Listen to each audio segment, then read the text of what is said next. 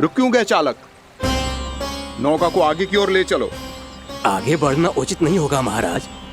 यहाँ से कुछ ही दूरी पर जालजली मुनि तपस्या कर रहे हैं। तो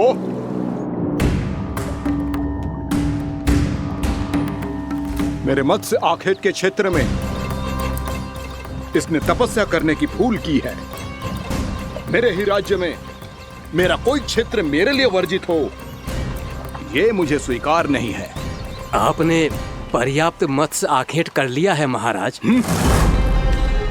यदि तुम इन मछलियों का आहार नहीं बनना चाहते हो, चुपचाप मेरी आज्ञा मानो। क्षमा, क्षमा महाराज।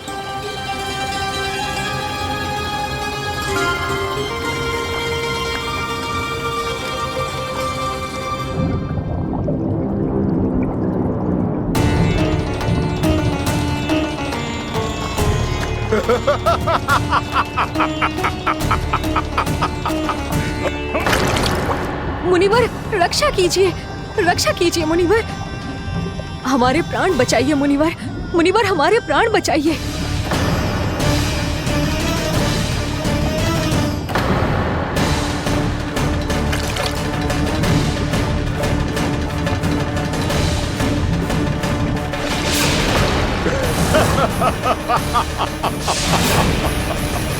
ठहर जाओ असुरराज। इन मछलियों को हानि ना पहुंचाओ। क्यों मुनि? अब मछलियां पकड़ने के लिए मुझे तुमसे आज्ञा लेनी पड़ेगी। तुमने तपस्या करने से पहले किससे आज्ञा ली थी? मां गंगा से, इस जल में रहने वाली सभी मछलियों से। इस उपकार के बदले इन सभी मछलियों को रक्षा करने का वचन दिया था। इसीलिए असुरराज, मैं शांति से कह रहा हूं, इस स्थान को अशुद्ध ना करो। चुपचाप यहां से चले जाओ, नहीं तो इसका परिणाम अच्छा नहीं होगा।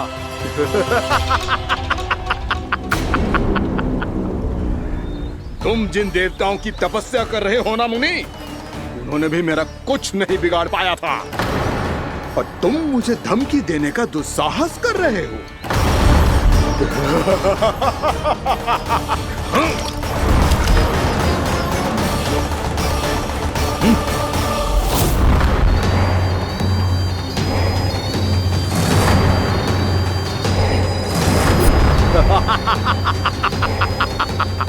मूर्ख, विचारों से तो तू राक्षस है ही, और स्वभाव से उस बगुले की तरह है जो भूख ना होने पर भी उन निर्दोष मछलियों को आहार बनाता रहता है।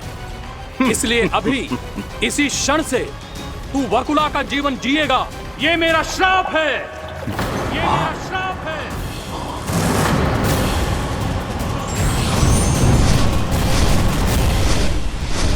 श्राप पाने के बाद तुम्हें आभास हुआ कि तुमने कितना बड़ा अपराध किया था, और तब तुम जजाली मुनि से क्षमा याचना करने लगे। तुम्हारे अपराध बोध को जानकर मुनि से शांत हुए और उन्होंने तुम्हें वरदान दिया। श्राप से मुक्ति का एक ही मार्ग होता है असुर, पश्चाताप। तुम्हें अपने भूल का पश्चाताप है, इसीलिए मैं तुम्हें वरदान देता हूं। तुम्हें मेरे श्राप से मुक्ति अवश्य मिलेगी। स्वयं प्रभु श्री नारायण के अवतार इस बगुले के देह के बंधन से तुम्हें मुक्त करेंगे।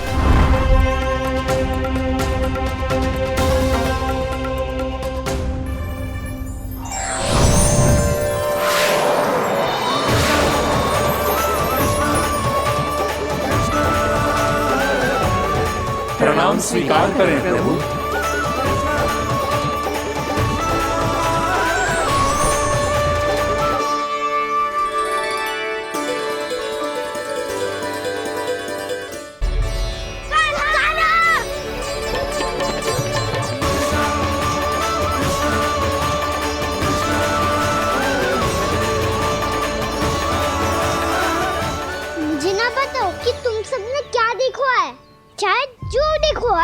बस मैया से कछु मत ही बताना।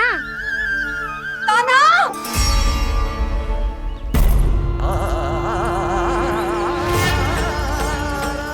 ताना! मेरा लल्ला!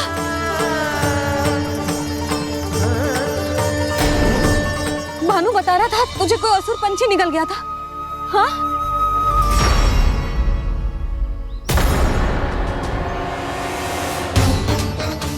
हे नारायण, ये क्या है?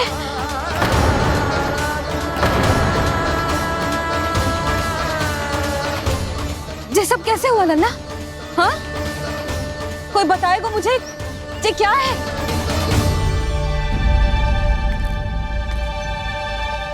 श्रीधामा, मधुमंगल, चिची को सब कुछ बता दो। ये असुर पक्षी मुझे निगलने वाला था रानी भाभी, तभी अंतिम क्षण में कान्हा ने आके मुझे बचा लियो। और ये असुर पक्षी ने कही कि यह है वृंदावन का राजकुमार, नंदराज का लल्ला। इसके होते कोई भी वृंदावन वासियों को हानि ना पहुंचा सकते। रानी भाभी, कान्हा ने अपने प्राणों की चिंता ना करी और इस क्रूर राक्षस से भिड़ गयो और इस राक्षस पक्षी ने इसे निगल लियो। इतना पर्याप्त है भोला काका, सब कुछ बताने की आवश्यकता नहीं है। ये सब देख के सारी बालक मंडली इतनी व्याकुल हो गई कि सबने अपने प्राण अर्पित कर दिए और इस असुर पक्षी से कहे कि हमें खा लो और हमारे सखा को छोड़ दो। इन बालकों का पराक्रम देख के सभी देवतागण यहाँ आ गए और उनके हृदय भी पिघल गए और उन्होंने इस राक्षस पक्षी से युद्ध करके इसे मार गिराया। देवताओं के राजा इंद्र के वज्र का प्रहार तो मैंने अपनी आंखों से देखा है ताई जी। और फिर उसके बाद अग्निदेव ने अग्निवस्त्र का प्रहार किया। जैना काकी, वरुण देव, कार्तिकेय, यमदेव सबने मिलके युद्ध किया इस राक्षस से। कहा था अभी मत बोलना। अरे सब मिलके फंसा दोगे मुझे। भद्रकाली, हमारे शिव शंकर भी आए थे छोटी माँ। जाओ आप भी। बाबा साईता, मुझे लगता है कि ये कान्हा भी इन्हीं देवताओं में से एक है। संभव तो है चीची। स्मरण है, पूतना और तृणावर्त के आक्रमण के समय भी ऐसा ही हुआ था। सभी राक्षस मारे गए थे पर अपने कान्हा को एक खरोच तक न आई थी। हाँ जीजी, मुझे लगता था कि श्री नारायण की विशेष कृपा है हमारे कान्हा पे, पर अब तो देख के लग रहा है कि हमारा कान्हा ही स्वयं श्री नारायण है। या फिर उनका अवतार है ये। अरे बस करो तुम सब, ऐसा कछु ना है। अरे जितनी बात सुनी है उससे तो यही लग रहा है कि कान्हा देवताओं और असुरों की युद्ध के बीच में फंस गया था। उसका इस सब से कोई लेना देना ना है। तो फिर इसके तन पे एक भी खरोच क्यों ना आया नंदराज? हाँ,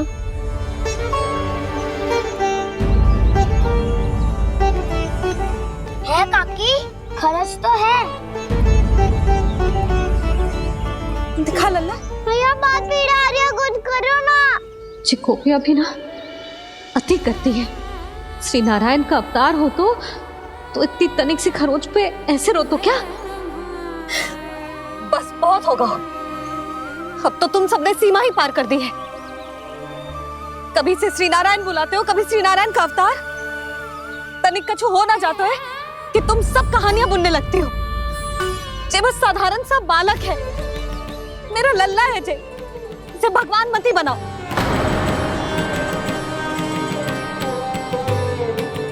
और तू, क्या आवश्यकता थी तुझे यहाँ आने की? हाँ, वो भी मुझे बिना बताए मेरे साथ छल करके आए हो तू। अब तू घर चल, ऐसा दंड दूंगी ना कि मैया बहुत पीड़ा हो रही है। मैया बहुत पीड़ा हो रही है मैया। हाँ नन्ना, तू घर चल, मैं तुझे औषधि लगा दूंगी। हल्दी का लेप लगाऊंगी ना, झट से ठीक हो जाएगा। चल चल।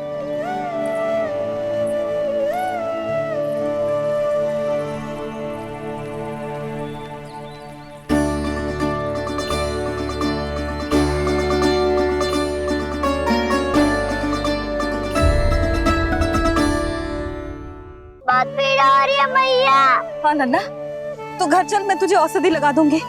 हल्दी का लेप लगाऊंगी ना, झट से ठीक हो जाएगा। चल चल।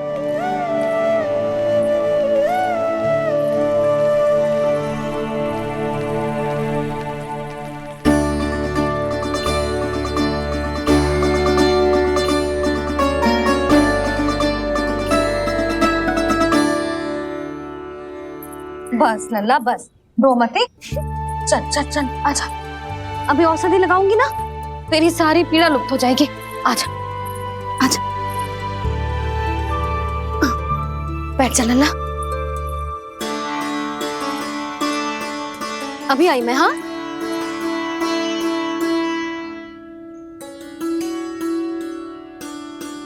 मैया। अरे तू अभी तक रो है? क्या कह रही थी सारी गोपियां? बता। के मेरा लल्ला श्री नारायण का अवतार है, दिव्य है, भगवान है। और जब भगवान इतनी छोटी सी चोट पे रोते हैं क्या? इतनी तो लगी भी ना है तुझे जितना तो तू आ ऊ कर रो है।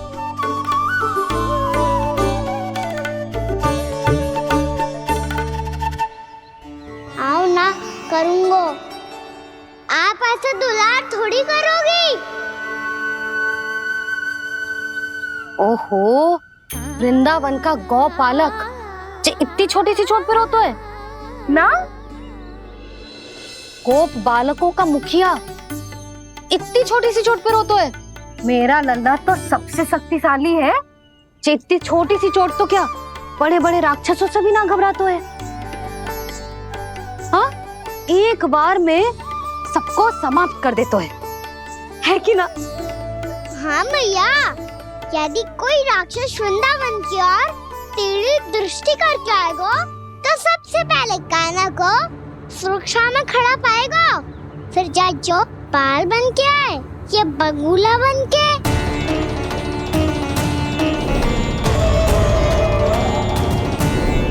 ना लल्ला, सोचो भी मती।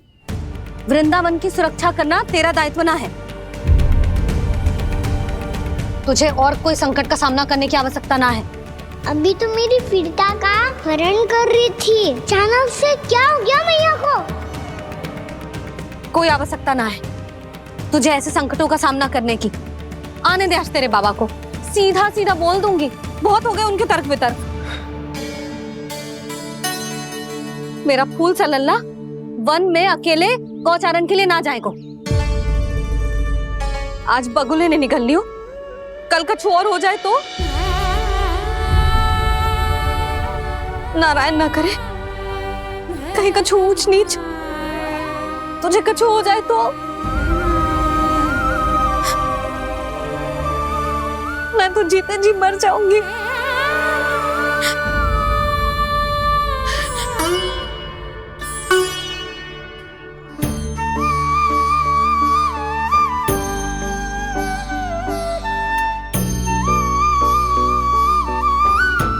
वीर लल्ला की वीर मैया इतनी सी बात तो रोती है क्या?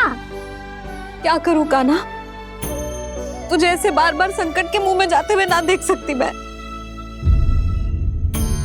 तो फिर मैया मैं वचन देता हूँ, आज के बाद मैं गौचारण के लिए तभी जाऊंगा जब आप आज्ञा दोगी। पक्का?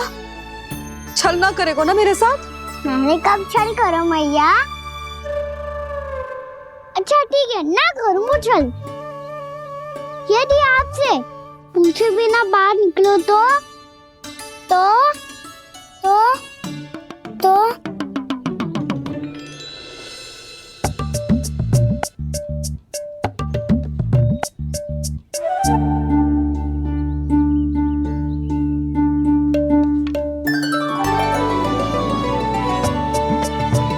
ये रही आपकी छड़ी और ये रही मेरी पीठ।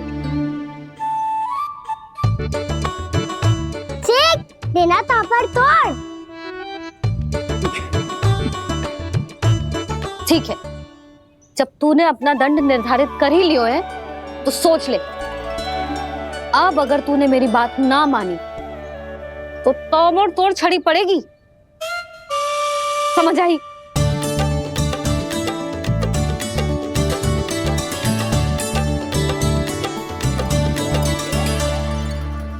अच्छा ही है कि कान्हा कुछ दिन घर ही रहे। आज वन में जो हुआ है अवश्य कंस ने ही करवाए हुए वो सब।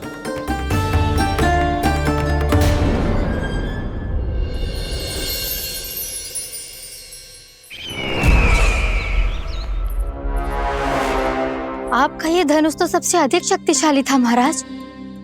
ये कैसे टूट गया? कहीं ये बकासुर की पराजय का संकेत तो?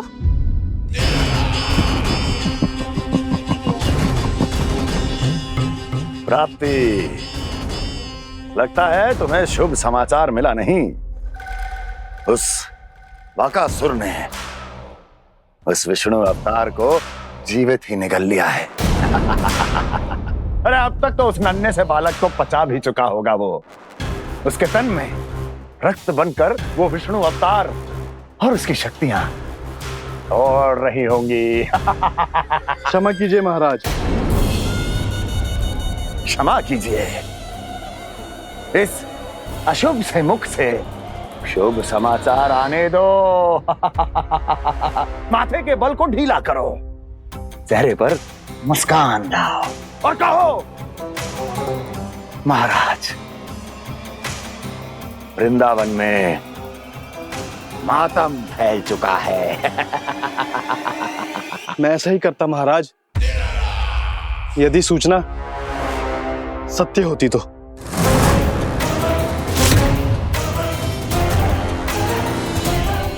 कहना क्या चाहते हो?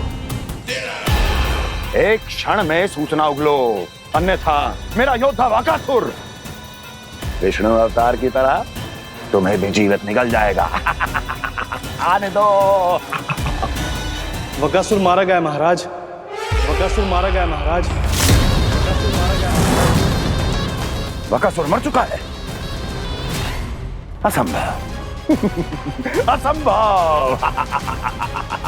बकासुर ने उस बालक को निगल तो लिया था, पर उसकी सुरक्षा करने के लिए सभी देवता वहां प्रकट हो गए, पर फिर भी कोई बकासुर का सामना नहीं कर पाया। और फिर क्या हुआ? वो बालक स्वयं ही बकासुर के उदर से बाहर आ गया और उसकी चोंच तोड़कर उसकी हत्या कर दी।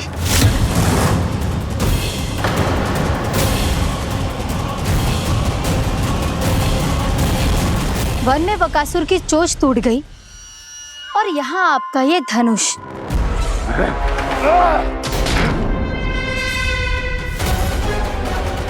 केवल नहीं टूटा तो आपका ये भ्रम महाराज। क्षमा कीजिएगा महाराज, आपका भ्रम टूटना आवश्यक है। आवश्यक है आपको यह आभास होना कि उस विष्णु अवतार को पराजित करने के लिए आपके साधारण योद्धाओं में वो सामर्थ्य नहीं है। अच्छा सर, पूतना, तृणावर्त, बकासुर,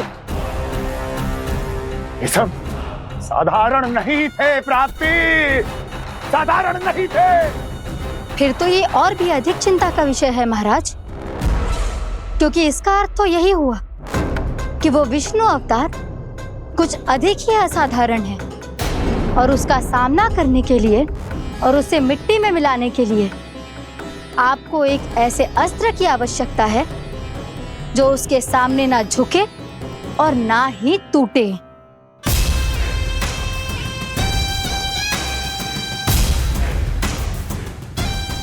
तो फिर मैं ऐसा ही असत्र ढूंढूंगा, चाहे आकाश पाताल एक क्यों ना करना पड़े मुझे, 10 दिशाएं 14 भुवन क्यों ना नापने पड़े मुझे।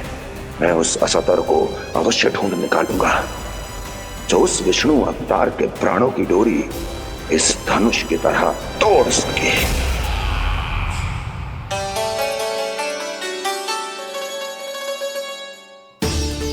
थैंक्स पापा, मैंने मैया को वचन दिया है कि जब तक नहीं चाहेंगी मैं वन नहीं जाऊंगा, इसलिए आप मुझे मारने के लिए कोई शक्तिशाली असुर ढूंढने में व्यस्त रहो।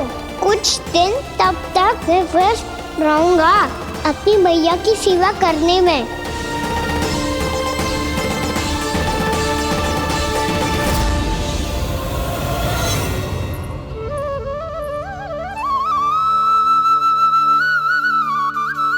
लो मैया, तुलसी जी को चढ़ाने के लिए जल।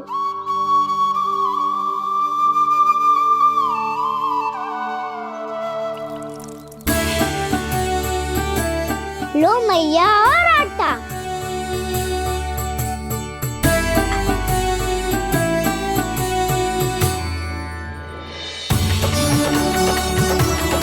दो मैया बेलन।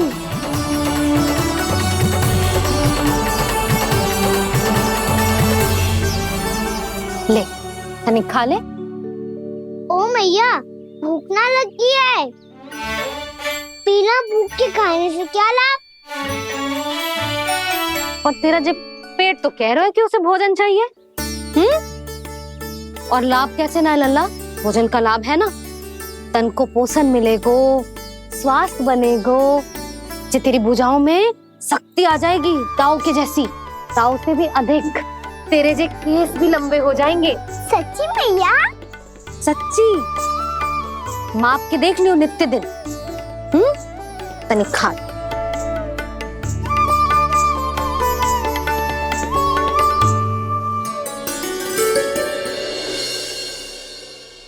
मान के मैया का कहना, छक के भोजन खाते हैं, नित्य मापते भुजा केश, पर ज्यो का त्यों ही पाते हैं।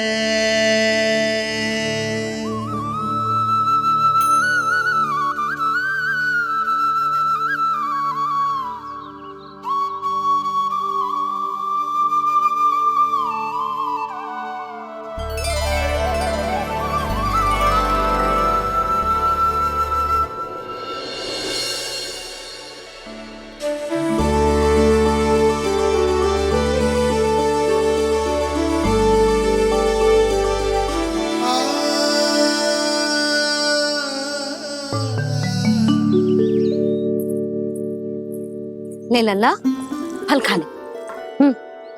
ना, मुझे ना खाने फल वल। क्यों? लंबे केस और शक्तिशाली भुजाएं ना चाहिए? व्यर्थ है ये सब। पिछले 10 दिनों से देख रहा हूँ, ना केस लंबे हुए हैं, ना भुजाएं शक्तिशाली बनी है। 10 दिन में कछु ना होने वाला। 10 सप्ताह ऐसे खाएगो ना, तब जाके कछु बदलाव दिखेगो। समझ आई? चल अब खा ले। वैसे भी मुझे बहुत सारी तैयारियां करनी है आज। इसीलिए भैया एकादशी के व्रत के लिए लल्ला। सुनो जी, सारी सामग्री आ गई? हाँ, तुमने जो कही थी सब ले आए हूँ।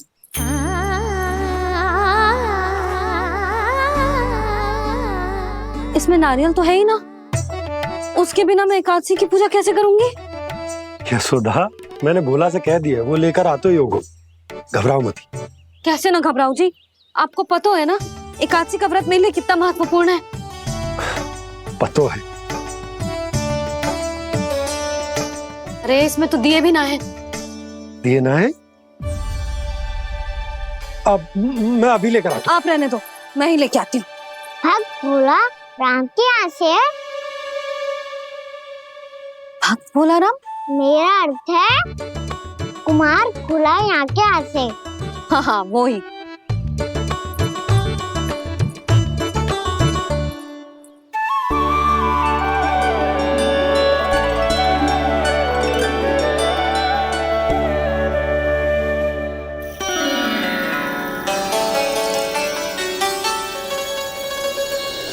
श्री हरि, श्री हरि, मेरे श्री हरि।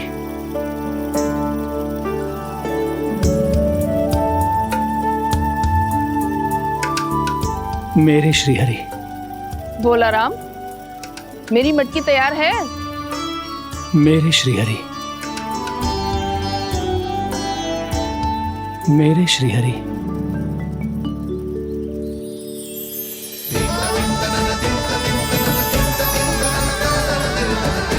भोला राम,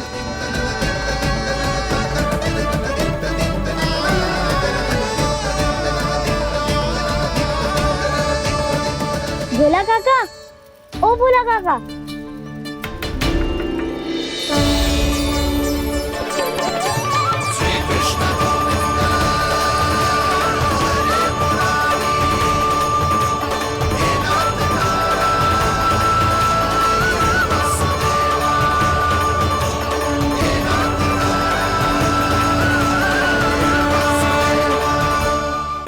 श्री हरि प्रसन्न हो गए। मेरे श्री हरि आ गए, मेरे भगवान आ गए। मेरे श्री हरि आ गए, मेरे भगवान आ गए। मेरे श्री हरि आ गए, मेरे भगवान आ गए।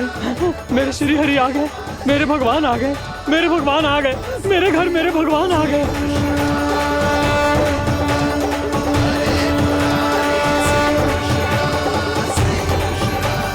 मेरे घर आ गए, मेरे श्री हरि आ गए। हाँ, मेरे श्री हरि आ गए। जे तो बावले थे ही, अब बालकन को भी साथ में मिला लिए। उज्जवल क्या कर रहा है? अरे ठहर जा बोला।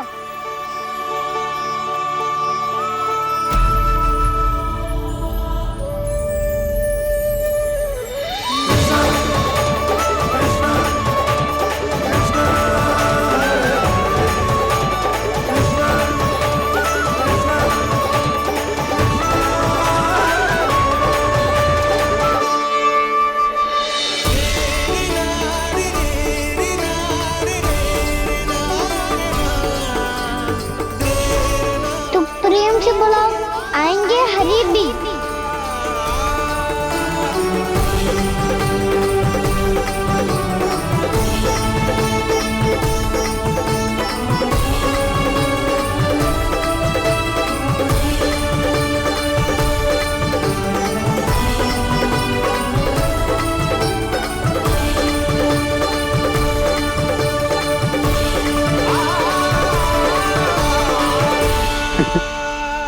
क्या वो गाना? किसकी धुन में झूम रहा तू? निर्मल निशा भक्ति की धुन में।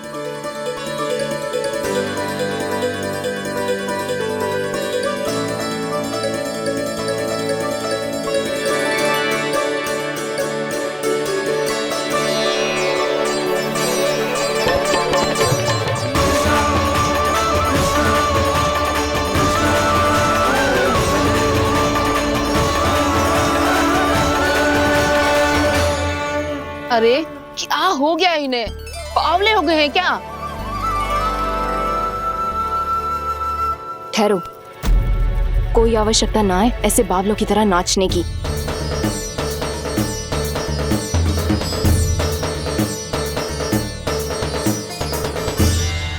बावले ना है मौसी, भक्ति में रम गए। बस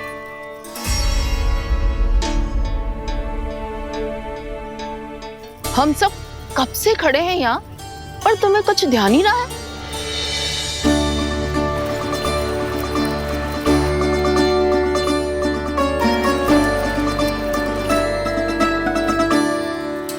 नाच गाने में ऐसे मगन हुए कि हमें देखा भी ना। मुझे नाचते हुए देख मेरे श्री हरि को इतना आनंद आ रहा था कि मैं अपने आप को रोक नहीं सका। और वैसे भी मेरे जन्म का एकमात्र उद्देश्य है श्री हरि की सेवा करना, श्री हरि को प्रसन्न करना। तुम बावले हो भोलाराम, या हमें बावला बना रहे हो? श्री हरि और तुम्हें देख रहे हैं? हाँ, अभी वो यहीं थे, देख रहे थे। भोला काका, आपने भी ना अति कर दी। अब हमें भी बताओ तनी, कहाँ थे श्री हरि?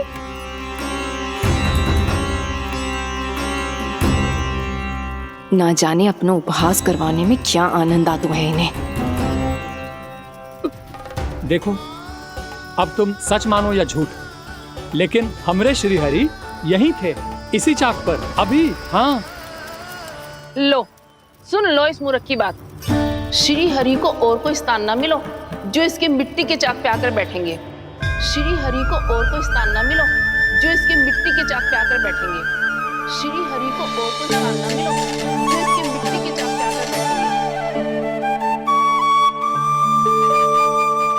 जैसी मैया भैंसो ही लल्ला, दोनों का कुछ पता ही ना चल तो कब किस बात पर प्रसन्न हो जाए और किस बात पर रुष्ट।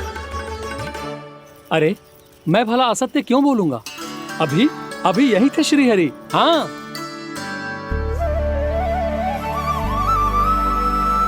हाँ, जैसे श्री हरि को तो कोई कार्य है ही ना। वो तो आतुर होके बैठे रहते हैं कब तुम हरि हरि बुलाओ और वो दौड़े चले आए। भगवान भगवान तो भक्तों के पास आने के लिए सदैव आतुर रहते हैं, बल्कि सत्य तो यह है कि भक्तों के मन में ही निवास करते हैं भगवान।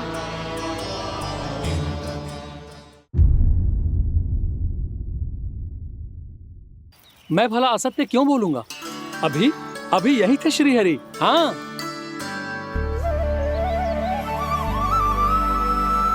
हाँ, जैसे श्री हरि को तो कोई कार्य है ही ना, वो तो आतुर होके बैठे रहते हैं कब तुम हरि हरि बुलाओ और वो दौड़े चले आए। भगवान तो भक्तों के पास आने के लिए सदैव आतुर रहते हैं, बल्कि सत्य तो यह है कि भक्तों के मन में ही निवास करते हैं भगवान। भगवान तो भक्त के पास आने के लिए सदैव ही आतुर रहते हैं शंकरी मौसी। बल्कि सच्ची बात तो ये है कि भगवान हमारे मन में ही निवास करते हैं। कम से कम तू तो इसे बढ़ावा मत दे जशोदा। जब देखो जब हरि नाम की रट लगाए रहते है। हरि बोलते बोलते ऐसो बावलो होता है कि सारा कार्य भूल जाता है। 2 दिन से अपनी मटकी के लिए चक्कर काट रही हूँ। अभी तो एक चक्कर और लगाना होगा आपको। आपकी मटकी तैयार हो गई है, अभी लाता हूँ।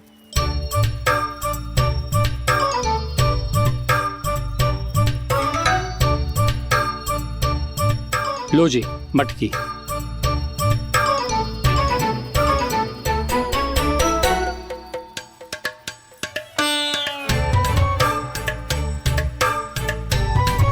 इस कच्चे मटके का क्या करूं मैं?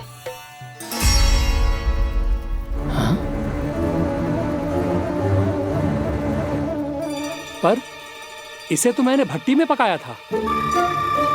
अब तू ही देख ले कितना ध्यान रहता है इस कार्य पे। और कह तो है कि श्री हरि आते हैं इससे मिलने। हाँ आते हैं और आगे भी आएंगे हमारे श्री हरि हमसे मिलने। और आके मोक्ष देंगे, है ना? मांगूंगा तो मोक्ष भी दे देंगे, मांगूंगा तो मोक्ष भी दे देंगे, मांगूंगा तो मोक्ष भी दे देंगे। अभी तो ये बता कि तू मुझे मेरी मटकी कब देगो? और मेरी मांग कब पूरी करोगी भोला राम जी? मेरो घड़ा मेरे दिए तो तैयार है ना, कल एकादशी की पूजा और व्रत के लिए। एकादशी का व्रत? हाँ, एकादशी का व्रत। इसे करने से श्री हरि बहुत प्रसन्न होते हैं। अच्छा, फिर तो अभी लाया।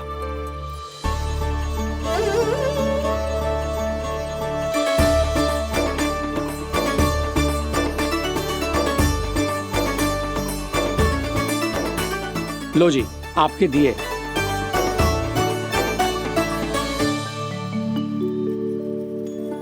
और जो हमने मांगा है वो?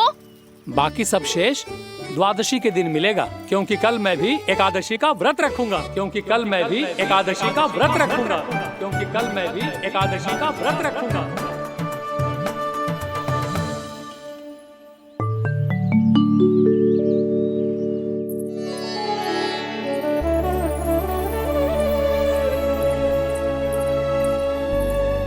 जानकी, फूलों का प्रबंध हुआ कि ना? हाँ भाभी, जे रहे। सदैव विलंब कराती है। पर भाभी इस बार तो फूल समय से ही लाई थी। क्या हुआ जशोदा? अभी तो पूजा की तैयारी ना हुई? देखो ना मौसी, जी जानकी ना कुछ छूट ही जाता है इसके कारण। एकादशी की पूजा और व्रत आते ही जसोदा भाभी इतनी वग्र हो जाती है। ऐसो क्या होगा इस पूजा में?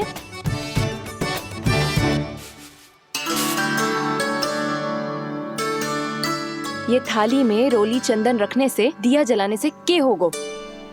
आपको पता भी है एकादशी का व्रत क्यों रखते हैं? क्या महत्व है इसका? लो, जे तो मैं जसोमती रानी से पूछना भूल ही गया। पर हाँ भगवान, मेरे लिए इतना ही पर्याप्त है कि इस व्रत को रखने से मेरे श्रीहरि हमसे प्रसन्न हो जाएंगे।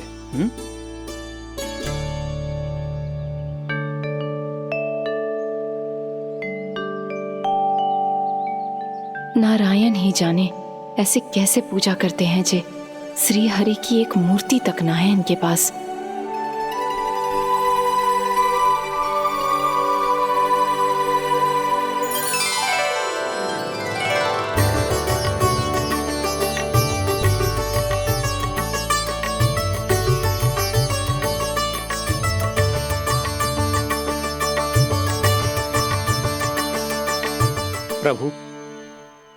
न तो मेरे पास मूर्ति है और ना तो इस व्रत के विधि विधान के बारे में मुझे जानकारी है और ना ही मुझे इसके महत्व के बारे में जानकारी है, पर फिर भी मैं करना चाहता हूं।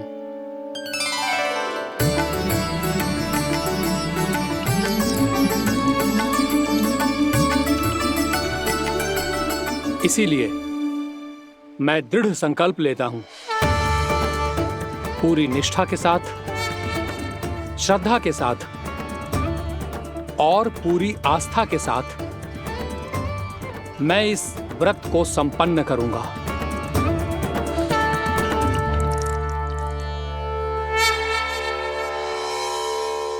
हम संकल्प लेते हैं कि एकादशी के व्रत को पूरी निष्ठा के साथ संपन्न करेंगे।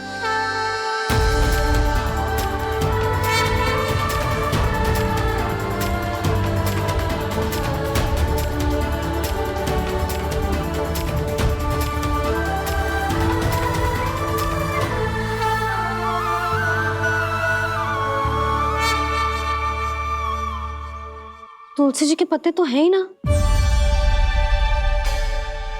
श्री नारायण को तुलसी जी के पत्ते के बिना भोग ना चढ़तो है। जानकी, तुलसी के पत्ते कहाँ हैं? भाभी, मैं तो कब से यही पूछना चाह रही थी कि तुलसी के पत्ते लाऊं क्या, पर आप तो व्यस्त थी ना। तुझे कितनी बार समझाओ है ना, यदि तेरे कछु करने से किसी और की कोई हानि ना हो रही हो या किसी के अच्छे कार्य में सहायता हो रही हो तो मुझसे आज्ञा लेने की आवश्यकता ना है। समझ गई भाभी, आगे से जाना उनको। ले अभी लेकर आती हूँ।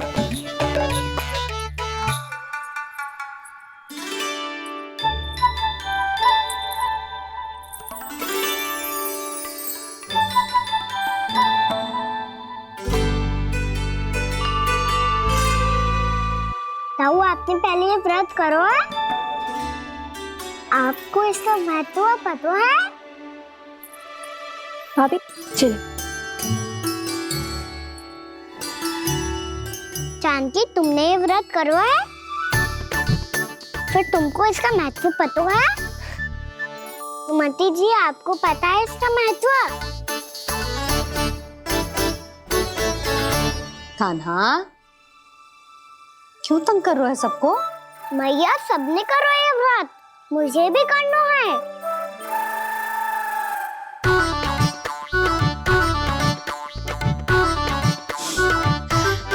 ये व्रत केवल बड़ों के लिए होती है लल्ला।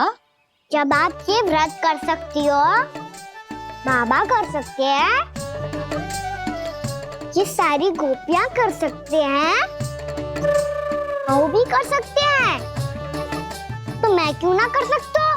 क्योंकि तू कल तक भूखा ना रह पाएगो लल्ला। जब भक्त रह सकते हैं, फिर मैं क्यों नहीं रह सकता? मेरा अर्थ है कि नारायण के भक्त मैया, मैया मान जाओ ना, मुझे करने दो ना ये व्रत। अपनी लल्ला पे आप विश्वास ना है आपको? विश्वास है। अच्छा ठीक है, तू भी कर ले।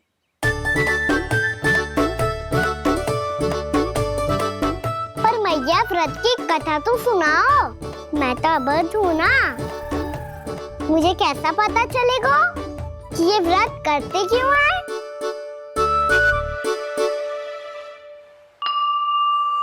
प्रभु, मुझ अबोध को कैसे पता चलेगा कि इस व्रत का क्या विधि विधान होता है और क्यों रखा जाता है और इसका महत्व क्या होता है?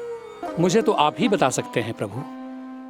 जब व्रत कर रहे हैं तब उसका महत्व भी पता होना चाहिए ना। बताओ ना मैया, क्यों रखते एकादशी का व्रत? इसके लिए तो तुझे एकादशी की कथा सुननी होगी। सुनेगो ना?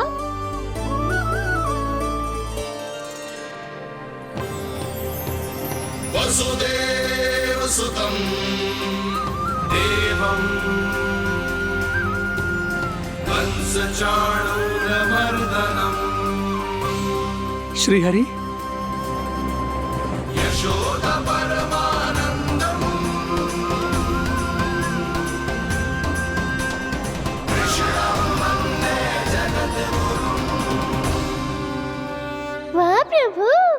अपने भक्तों को एकादशी व्रत का महत्व समझाने का अच्छा उपाय खोज निकाला है आपने।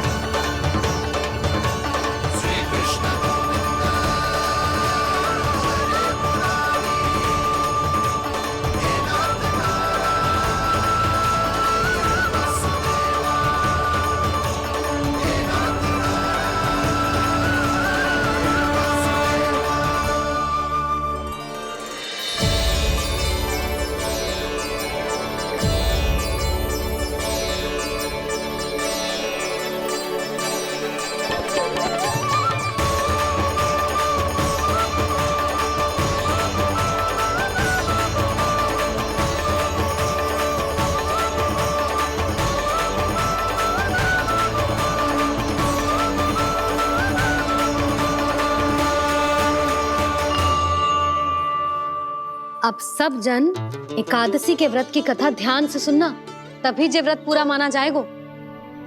समझो लल्ला।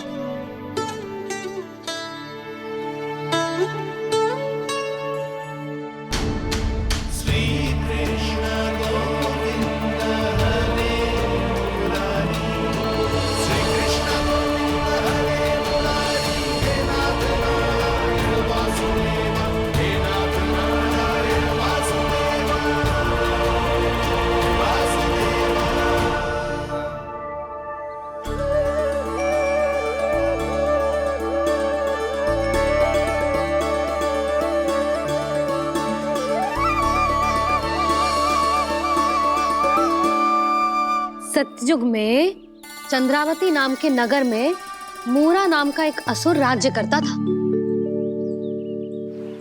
ओम ब्रह्मदेवाय नमः। ओम ब्रह्मदेवाय नमः। ओम ब्रह्मदेवाय नमः। ओम ब्रह्मदेवाय नमः।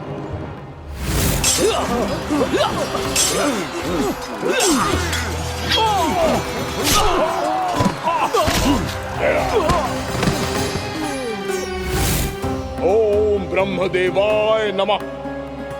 ओम ब्रह्मदेवाय नमः। जब उसने देवताओं के हाथों असुरों की पराजय देखी, तब वो वरदान पाने के उद्देश्य से ब्रह्मा जी की तपस्या करने चला गया।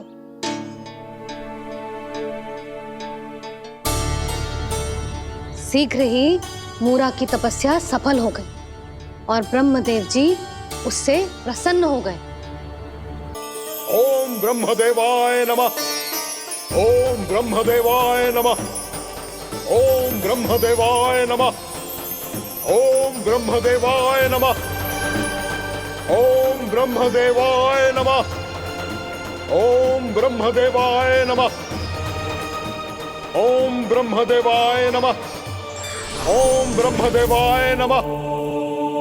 मूरा, प्रणाम ब्रह्मदेव। तुम्हारी तपस्या सफल हुई। बोलो, तुम्हें क्या वर चाहिए? सृष्टि के रचयिता ब्रह्मदेव, कृपया मुझे ऐसा वरदान दीजिए जिसकी सहायता से मैं त्रिलोकी विजयी बन जाऊं और कोई देवता मुझे पराजित ना कर सके। यहाँ तक कि देवताओं के रक्षक, सृष्टि के संचालक भगवान श्री विष्णु के लिए भी मैं अपराजय रहूं। तथास्तु, तथास्तु, तथास्तु। प्रणाम ब्रह्मदेव।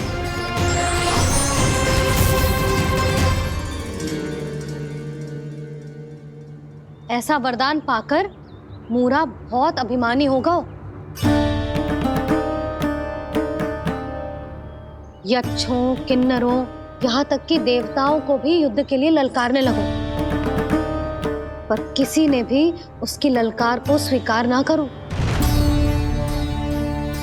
क्योंकि सभी उसकी शक्ति से बहुत भयभीत थे और उसके सामने युद्ध किए बिना ही अपनी पराजय स्वीकार करने लगे। और फिर दंभ में आके उसने स्वर्ग लोक पर भी आक्रमण कर दिया और देवराज इंद्र तक को चुनौती दे डाली।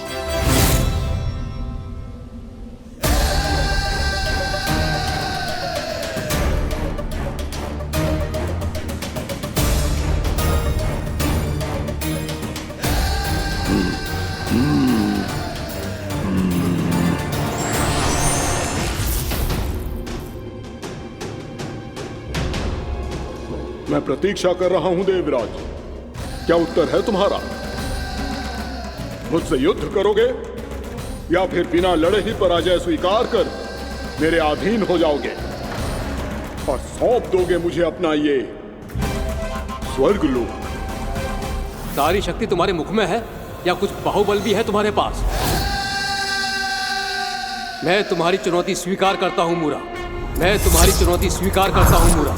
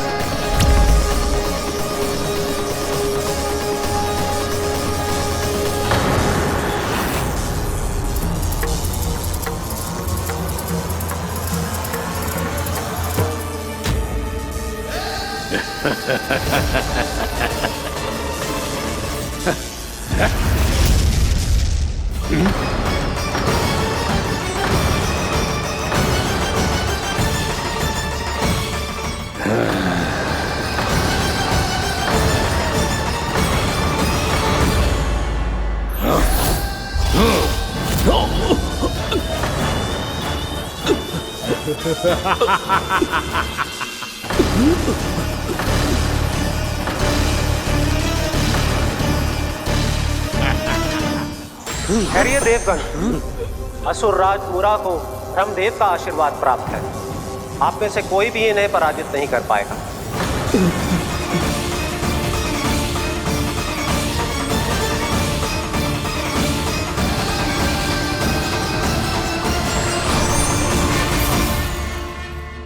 एक अवसर और देता हूं देवराज।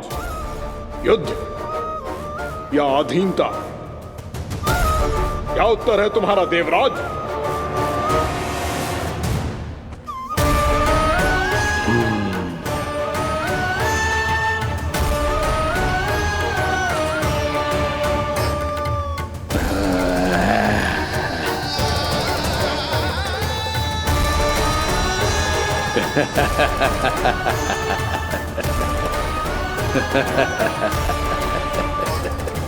इंद्र और सभी देवताओं ने मूरा के आतंक में आके उससे भयभीत होके अपना सिंहासन छोड़ दियो। अब मूरा स्वर्ग का अधिपति बन गयो और शीघ्र ही उसने अन्य सभी असुरों को स्वर्ग में निवास करने के लिए आमंत्रित कर दियो। और इस प्रकार से वो धीरे धीरे तीनों लोकों का सम्राट बन गयो। उसे किसी ने रोका नहीं मैया? ना लल्ला, इतना साहस किसी में था ही ना। और फिर ये निश्चित करने के लिए कि भविष्य में किसी और असुर की मृत्यु ना हो, वो यमराज पे भी विजय प्राप्त करने के लिए यमलोक की ओर प्रस्थान कर दियो। वो तो अपने आप को और सभी असुरों को अमर बनाना चाहता था। पर देवता और यमराज भी उसकी ये योजना समझ गए थे। इसीलिए उसके आने से पहले ही सारे देवताओं ने श्री नारायण से सहायता के लिए गुहार लगाई। अब केवल आप ही कुछ कर सकते हैं प्रभु। अभी तो मूरा केवल त्रिलोक का स्वामी है, और यदि उसने यमलोक भी जीत लिया तो वो जीवन को ही नियंत्रित नहीं करेगा प्रभु, वो मृत्यु का भी स्वामी हो जाएगा।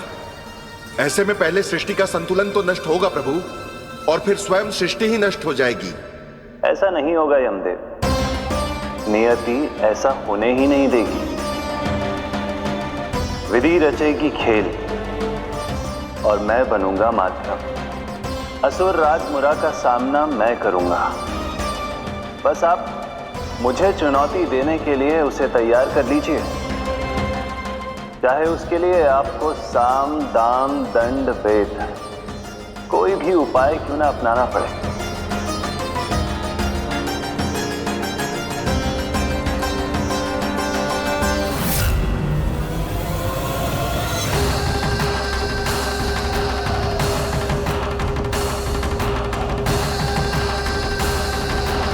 आप तो मेरी प्रतीक्षा में पहले से ही खड़े हैं यमदेव।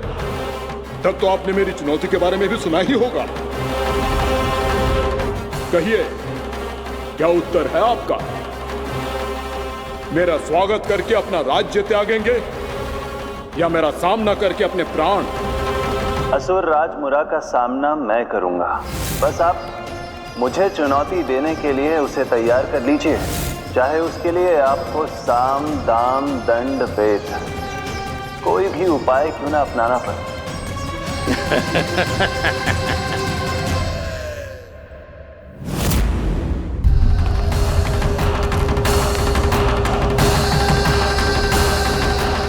आप तो मेरी प्रतीक्षा में पहले से ही खड़े हैं यमदेव। तब तो आपने मेरी चुनौती के बारे में भी सुना ही होगा। कहिए, क्या उत्तर है आपका? मेरा स्वागत करके अपना राज्य त्यागेंगे या मेरा सामना करके अपने प्राण? हे असुर श्रेष्ठ, मैं आपकी अधीनता स्वीकार करने के लिए तैयार हूं। बस एक विनती है मेरी। शर्त को विनती का नाम देकर पहलाना चाहते हो मुझे यमराज? असुर राज मूरा के सामने शर्त रख पाओ, इतना सामर्थ्य नहीं है तुम में। इसका आभास है मुझे असुरराज, पर मैं आपकी अधीनता स्वीकार करूं इससे पहले आपको स्वामी धर्म का पालन करना होगा। मेरे पुराने स्वामी के क्रोध से मेरी रक्षा करनी होगी आपको। कौन है तुम्हारा पुराना स्वामी? भगवान श्री नारायण। और छोटी माँ मूरासुर को तो श्री नारायण से भी रक्षा का वरदान प्राप्त था ना? यही तो श्री नारायण की लीला थी बलराम। पर वो राक्षस अपने दम में जे समझ ही ना पाओ कि वो क्या भूल करने जा रहे हैं, और पहुंच गो भगवान श्री नारायण को चुनौती देने के लिए।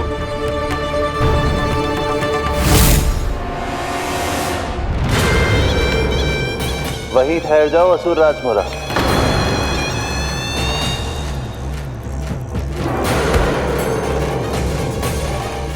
यहाँ क्यों आए? आपको पराजित करने और ये वैकुंठ जीतने, ताकि मैं यमलोक का स्वामी बन सकूं। फिर आओ, युद्ध भूमि में मेरा सामना करो।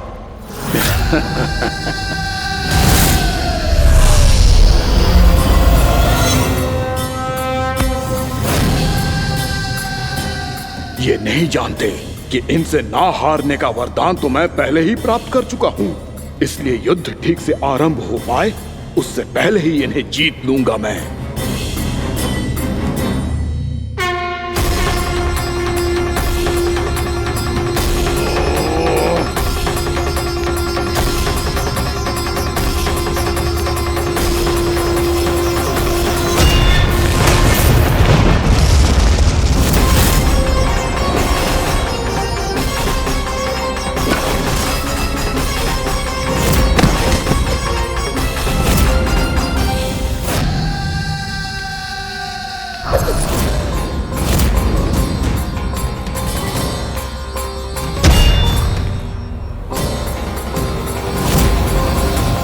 और इस प्रकार जे युद्ध वर्षों वर्षों तक चलता रहो।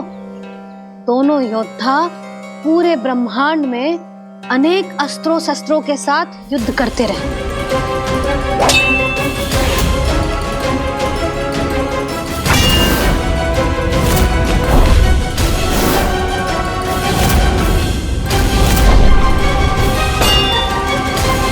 फिर क्या हुआ मैया?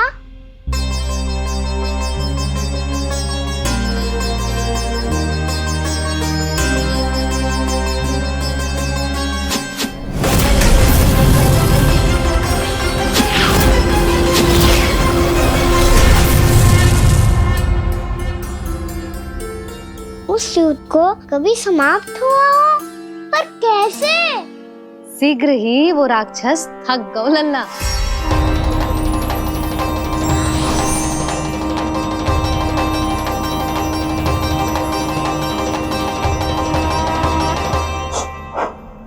खड़े खड़े देख क्या रहे हैं नारायण?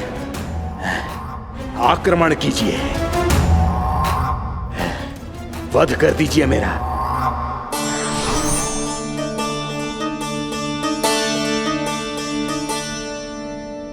मैं तुम्हारी वीरता से प्रभावित हूं, इसीलिए इतनी थकान की स्थिति में मैं तुम जैसे वीर पर आक्रमण नहीं करूंगा। जाओ विश्राम करो। यदि फिर से युद्ध करने की इच्छा हो तो तुम्हारा स्वागत होगा।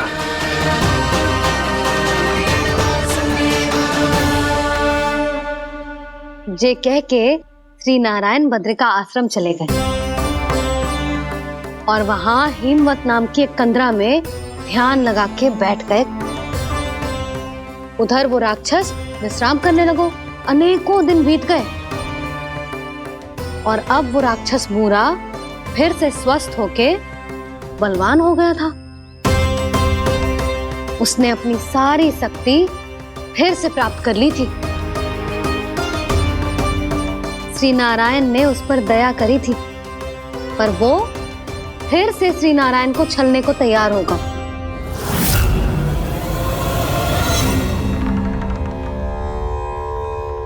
ध्यान में बैठे बैठे श्री नारायण योग निद्रा में चले गए, पर दुष्ट मूरा इसी अवसर का लाभ उठा के उनकी कंदरा में घुस आयो ताकि वो सोते हुए श्री नारायण पे आक्रमण कर सके।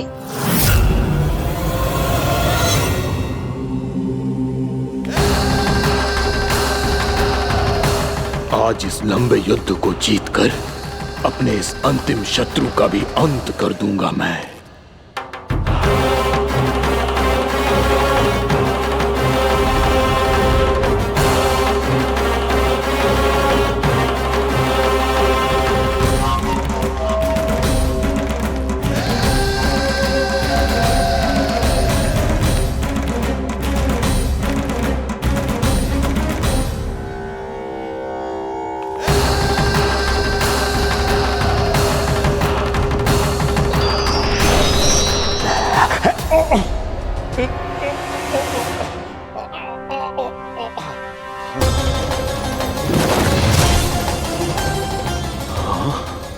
दुष्ट राक्षस, प्रभु ने तुझ पर दया की, तुझे संभलने का अवसर दिया। तू इन्हीं पर ही छल से वार करने चला है।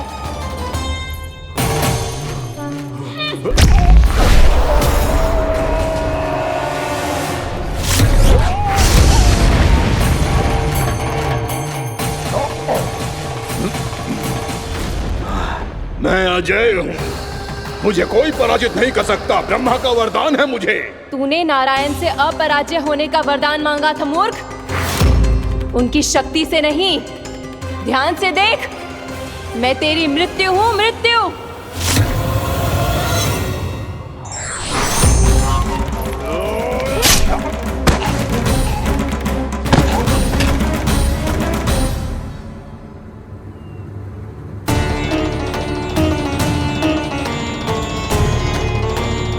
वो देवी कौन थी छोटी माँ? और कौन बलराम, वही तो थी देवी एकादशी।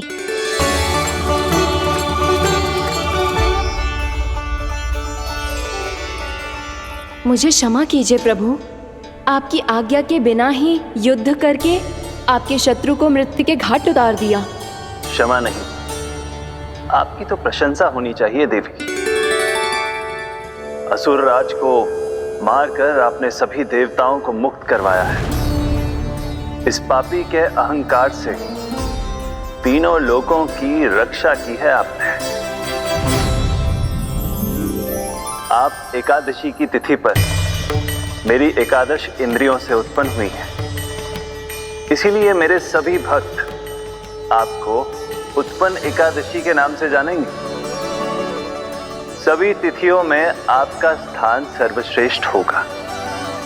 जिस तरह आपने राक्षस के आक्रमण से मेरी रक्षा की है, उसी प्रकार एकादशी के दिन व्रत करके जो भी भक्त आपकी कथा सुनेगा, मैं स्वयं उसकी रक्षा करूंगा। जो आपकी पूजा करेगा, उसे मेरी विशेष कृपा प्राप्त होगी और उसके साथ साथ उसे मिलेगा धन, सिद्धि और मोक्ष।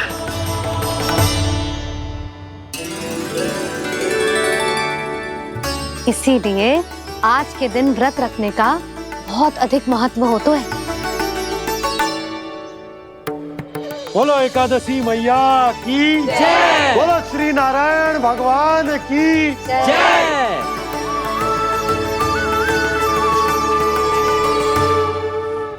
प्रभु की कृपा से एकादशी का महत्व भी पता चल गो और मेरा व्रत भी सफल होगो।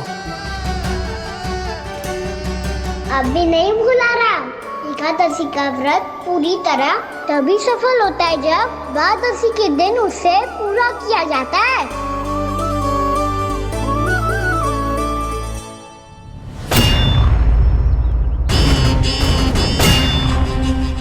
आवश्यक है आपको यह आभास होना कि उस विष्णु अवतार को पराजित करने के लिए आपके साधारण योद्धाओं में वो सामर्थ्य नहीं है।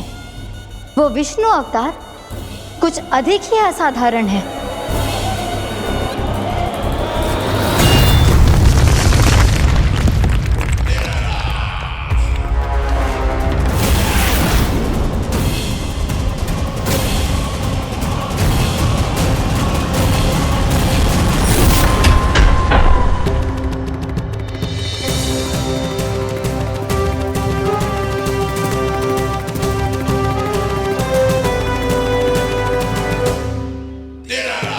अब मैं दिखाऊंगा उस विष्णु अवतार को असाधारण शत्रु क्या होता है।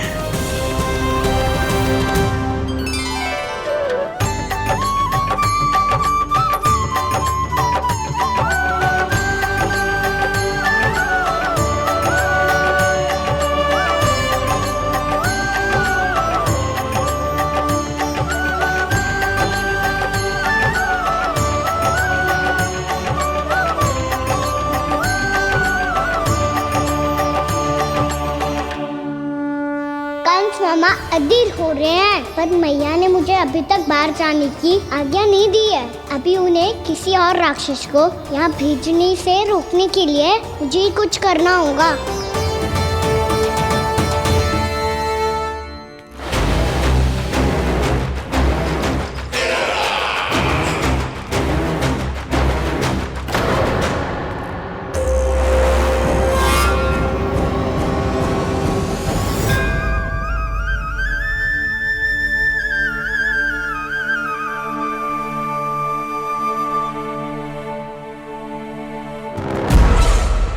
कौन हो तुम? बचपन से ही मुझे मारने का सपना देख रहे हैं, सिर्फ मुझे ही नहीं पहचानते।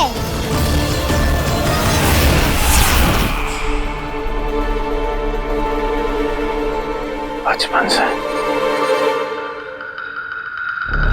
विष्णु अवतार। कोई कान्हा बुलाता है तो कोई मुरलीधर पुकारता है, कोई माखन चोर कहता है, कोई कहता है चिच्चोर। पर विष्णु अवतार इस नाम से तो बस आप ही मुझे बुलाते हो मामा जी। इतना साहस, ये तो यहाँ आ गया है।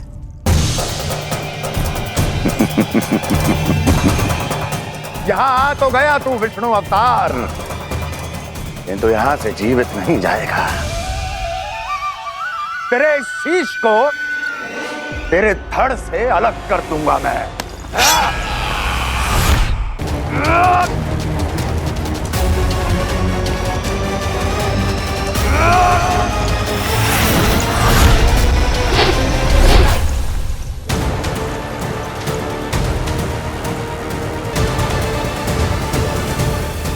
कहाँ देख रहे हो मामा जी? मैं तैयार हूँ।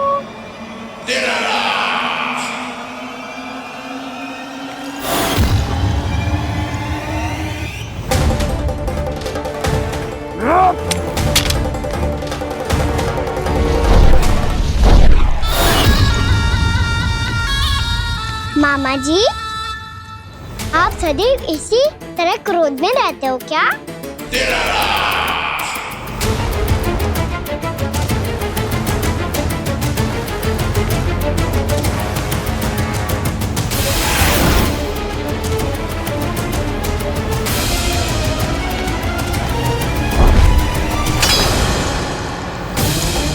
छोड़, छोड़ मेरी तलवार को। छोड़ो तो तब जब पकड़ा हूँ।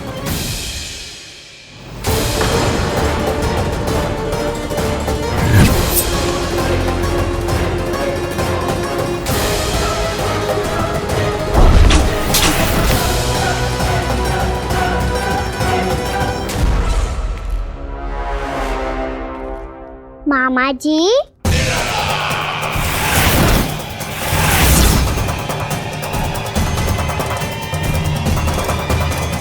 आप थक गए होंगे, थोड़ा विश्राम कर लो।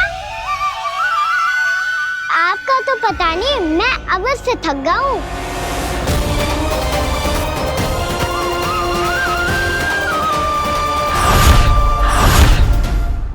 मेरे सिंहासन पर बैठने का तो साहस। अभी तो बस अभ्यास कर रहा था मामा जी। भविष्य में मुझे तो बैठना है यहाँ। आपने बल प्रयोग करके से अपने पिताजी से छीना था, मैं आपसे छीन लूंगा। जो छल और बल से लिया जाए वो अधिक समय तक टिकता नहीं है मामा जी।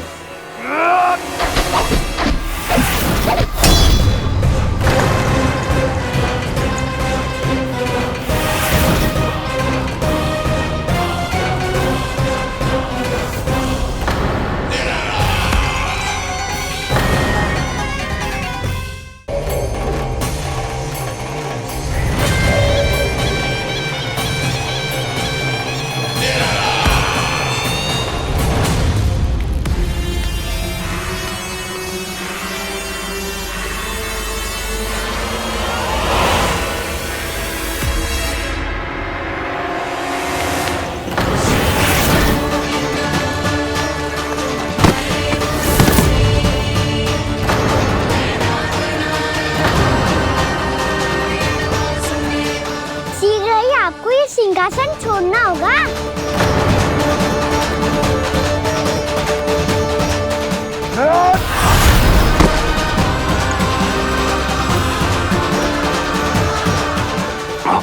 वो मेरा सिंहासन छीनना चाहता। वो आ रहा है, वो आ रहा है। सैनिकों! दुर्जन, बंद कर दो सभी द्वार और झरोखे, सब के सब। इसकी हर संभावना पर इतना कड़ा पहरा बिठा दो कि ना तो कोई महल के भीतर आ सके, ना तो बाहर जा सके। मुझे महल की चप्पे चप्पे की सूचना चाहिए। जाओ।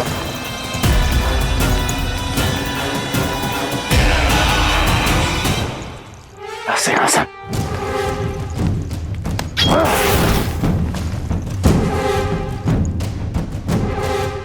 अब आ, दुष्ट मायावी, ए छलिया विष्णु अवतार, मैं कंस तेरी प्रतीक्षा कर रहा हूँ। देखता हूँ मेरे सिंहासन पर कैसे बैठता है तू। मुझे तो बस कुछ समय चाहिए था, वो मिल गया। अब करते रहिए आप प्रतीक्षा।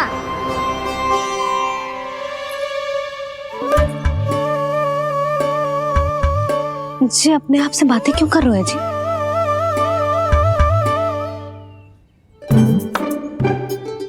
आप मुस्कुरा क्यों रहे हो? ना कचू ना। बताओ क्यों मुस्कुरा रहे हो? तुम ही पर गए हैं जी। जब तुम व्रत करती हो तो तुम भी ऐसा ही करती हो। इसी प्रकार भूख अधिक लगने पर अपना ध्यान भटकाने के लिए स्वयं से ही बड़बड़ाती रहती। होगा। आपको तो बस मेरा उपहास उड़ाने के लिए बहाना चाहिए।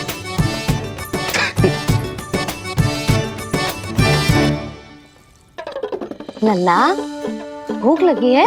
ना मैया, व्रत करे तो भूख कैसे लगेगी?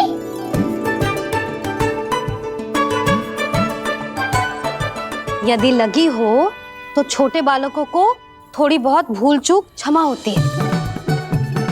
कछु ना तो फल तो तू खा ही सकते है। अब तो पूरे नियम और विधि विधान से व्रत तोड़ूंगा। कल द्वादशी के सुबह मुहूर्त के अनुसार। ठीक।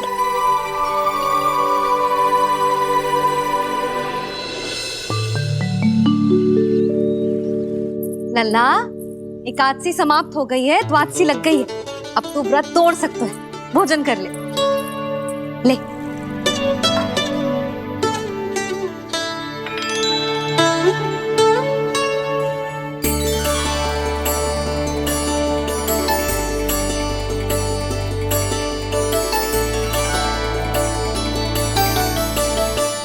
आज तो कार्य कर लीजिएगा। मैं ना चाहती कि सब गांव वाले फिर से आपका उपहास उड़ाएं। अरे इसी क्षण कार्य आरंभ करना आवश्यक ना है, कुछ खा तो लो। कल भी पूरे दिन व्रत में रहे, अब तो कुछ खा लो। ना, अभी बिल्कुल भूख ना है। और हाँ भगवान, तुम्हें चिंता करने की आवश्यकता नहीं है। आज मैं किसी को भी 2 शब्द कहने का अवसर नहीं दूंगा। अरे कुछ खाओगे पियोगे नहीं तो कैसे रहोगे?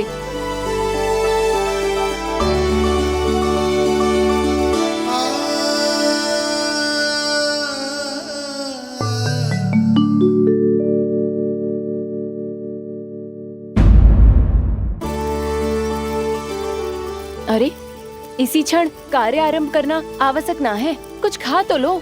ना, अभी बिल्कुल भूख ना है। और हाँ भगवान, तुम्हें चिंता करने की आवश्यकता नहीं है। आज मैं किसी को भी 2 शब्द कहने का अवसर नहीं दूंगा।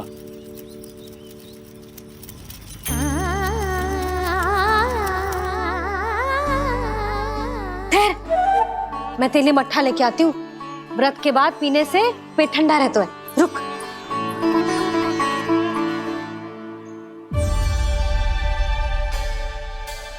भक्तों ने अभी तक व्रत नहीं तोड़ा है, मैं कैसे तोड़ लूं? भूख कहाँ से होगी? श्री हरि नाम से पेट तो भर लेते हो। श्री हरि श्री हरि श्री हरि।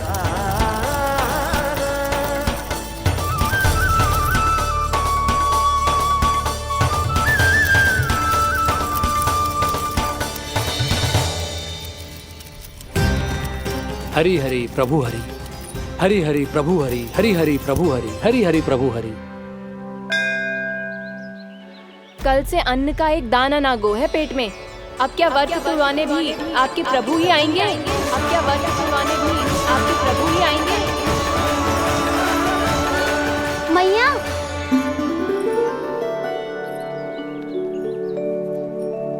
मैया पहले व्रत तोड़ के कच्चू खा तो लो। अभी ना, लौट के आने के बाद। हाँ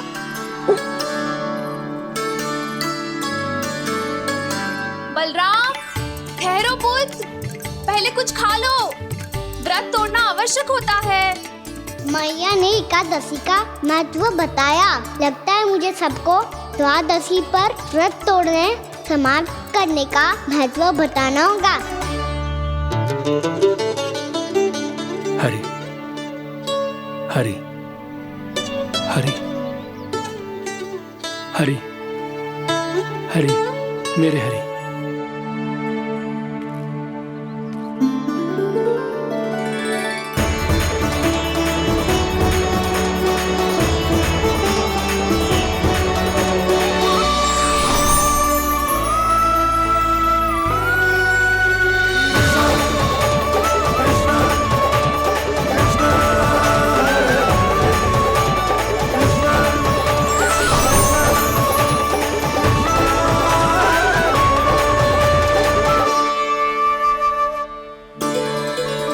अभी अभी तो मैंने बच्चों की माँ को वचन दिया था कि आज किसी को शिकायत करने का अवसर ना दूंगा, और अब मैं प्रभु श्री हरि की कल्पना जसोमती रानी के लल्ला में ही करने लगा। ना, ये ठीक ना है।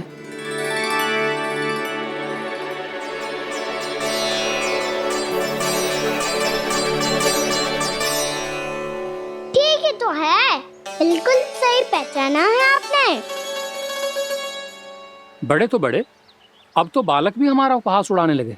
मैं आपका उपहास नहीं उड़ाने आया, मैं तो आपके एकादशी के व्रत को पूरा कराने आया हूँ।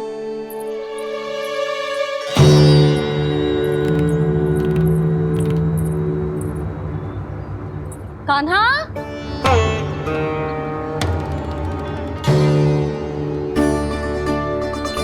तो ये रे आपकी छड़ी और ये रे मेरी पीठ। सेक बिना ताकत तोड़। आज तो इसकी पीठ सेक के रहूंगी मैं। मैया घर पे भूखी मुझे ढूंढ रही होगी। लो आज द्वादशी के दिन पहले प्रहर में भोजन करके अपना एकादशी का व्रत पूरा करो आप। धन्यवाद राजकुमार, पर अभी हमें भूख नहीं है। बहुत सारा काम पड़ा है और अभी थोड़ी ही देर में शंकरी बहन भी अपनी मटकी लेने आती होंगी।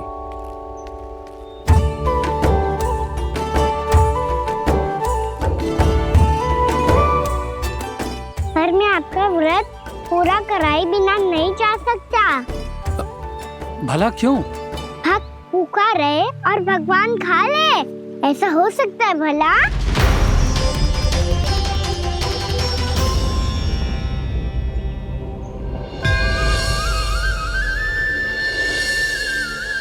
ये कैसा भ्रम हो रहा है मुझे लगता है अपना काम करना चाहिए। एकादशी के पहले प्रार में व्रत पूरा करना बहुत आवश्यक होता है, ना तो एकादशी का व्रत भी पूरा ना मानो जातो। इतनी सारी ज्ञान की बातें तुम्हें कैसे पता है लल्ला?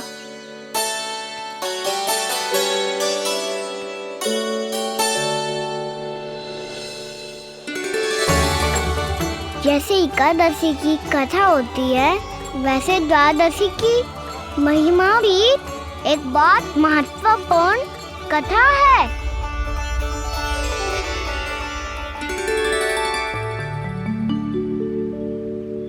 कैसी कथा?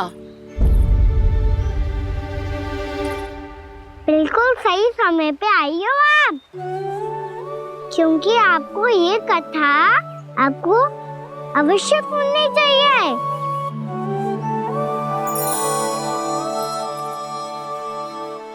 मुझे क्यों?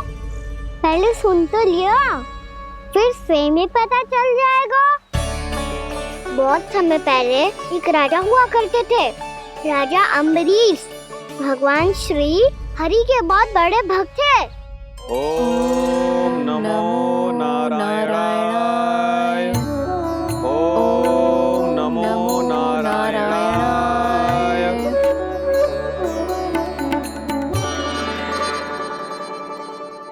नेक पुण्य के काम करते थे वो। अपनी पत्नी के साथ हरि का नाम जपते रहते थे।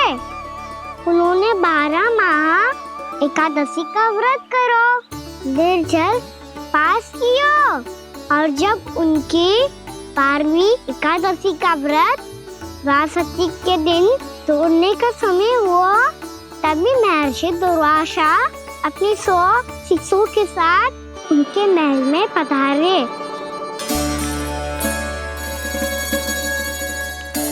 प्रणाम स्वीकार करें महर्षि। आप जैसे महान ऋषि मेरे राज्यसभा में आए, वो भी ऐसे अवसर पर जब मैं और मेरी पत्नी निरंतर 12 एकादशियों के बाद अंतिम एकादशी का व्रत तोड़ेंगे। इससे बड़े सौभाग्य की क्या बात हो सकती है हमारे लिए? आज आपके साथ साथ मेरा और मेरे शिष्यों का एकादशी व्रत भी पूरा होगा। संभव है प्रभु की इच्छा यही हो कि हम सब अपना व्रत एक साथ तोड़ें। ये तो अत्यधिक प्रसन्नता की बात है महर्षि। तो फिर ठीक है, हम सब यात्रा से थके हैं। व्रत तोड़ने से पहले हम स्नान करना चाहते हैं। जैसी आपकी इच्छा महर्षि। जब तक आप लोग लौटेंगे तब तक आपके सारे प्रबंध यहाँ हो चुके होंगे।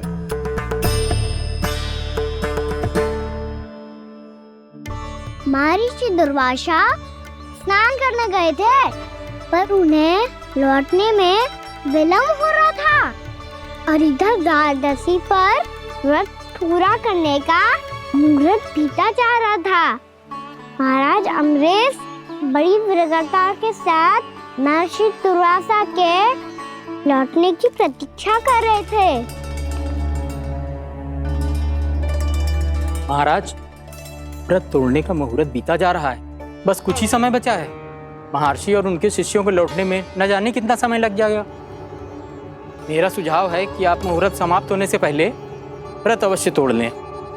गुरुदेव, हमने महर्षि दुर्वासा को वचन दिया है कि जब तक वो लौटेंगे नहीं तब तक हम व्रत नहीं तोड़ेंगे। इसीलिए मैं उनके लौटने के बाद ही भोजन ग्रहण करूंगा। पर महाराज, मुहूर्त यदि बीत गया और समय रहते हो नहीं आए तो महाराज आपका व्रत पूरा नहीं होगा। महाराज, आपको उसका फल नहीं मिलेगा। महाराज, 12 एकादशियों का व्रत व्यर्थ चला जाएगा। किंतु गुरुदेव, यदि मैंने